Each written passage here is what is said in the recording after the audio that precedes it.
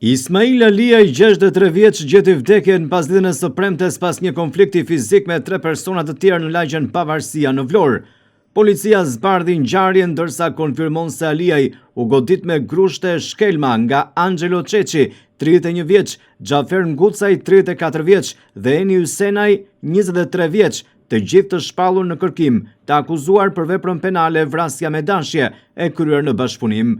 Ismail Aliaj ishte i shoqëruar nga i biri me iniciale BA, 24 vjeç, kur shkoi për të kërkuar llogari njërit prej personave të shpallur në kërkim për shkak të një konflikti që kishte 24 vjeçari me të disa ditë më parë.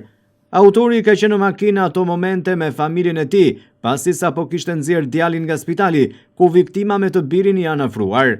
Konfrontimi verbal ka përshkallëzuar në atë fizik, ndërsa autorit në ndihmë kanë ardhur edhe 2 persona të tjerë, të cilët kanë sulmuar 63 vjeçarin.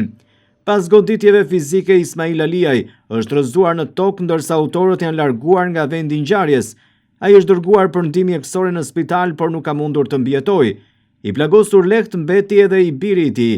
Rreth një muaj më parë, Ismail Aliaj i ka ndjekur edhe automjetin, por burime nga policia konfirmojnë se ngjarjet nuk kanë lidhje me njëra tjetrën. Policia e Vlorës doli me një deklaratë për shtyp gjatë paradites së kësaj të shtune në lidhje me këtë ngjarje. Ajo konfirmon faktin e shpalljes në kërkim të 3 personave, të cilët dyshohen për këtë vrasje.